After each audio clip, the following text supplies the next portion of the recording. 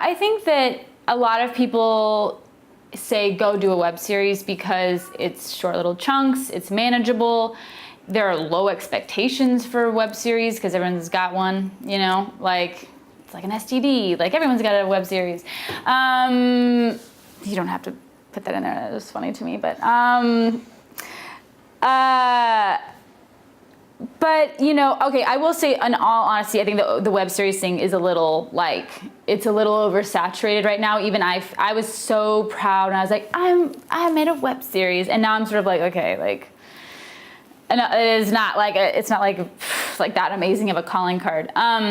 So I think that if people are gonna make web series, like there's a lot of benefits to it. The short episodes, you can just put it on the internet, like, you know, you can just make them, like you could. Like that's not what we did. We didn't just make one because we put a lot of effort into it, but you could just make one and put it on the internet, and you could, you know, add it to your reel. You could show, you know, have that as something to show people, and those are all great things. But I don't think that the web series is like the end all be all. I think that someone could, you know, they just did Tangerine, which was shot exclusively on iPhone, feature length film that's winning major awards, and you know, so I think that, you know, making a feature film, making a short film, making a photographic essay, I don't know, there's a lot of different avenues to take. I think the web series is just sort of like the one of our little, you know, last couple of years, it's like been what's trendy. But I'd say people just should make whatever, like really their voice like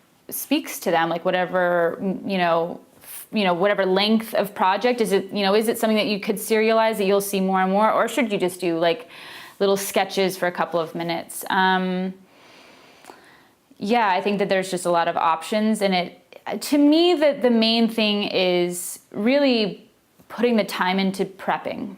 I mean, we shot this, and it's taken a long time in post-production, but it took a lot more in pre-production. We put a lot of energy into fine-tuning. I wrote and I have 6 pilots for this web series. Like, I'm not kidding you. I wrote it and rewrote it, cut episodes in half and moved them around, and there was a lot of time and energy put into prepping. And that's the one thing I think with anyone who's gonna go out and make their thing. Yes, you can go out and call in favors, and yes, you can do it on a low budget, and yes, you can, you know, just call your friends and shoot it in your apartment. You can do all of those things, but the one thing I think that you can't, you know, shortchange is the prep, is really making sure that you're writing as to the highest ability that you can, that you're really presenting the best thing, and that when you ask to call in those favors, you're calling in the best people that you can get, just because it is oversaturated. And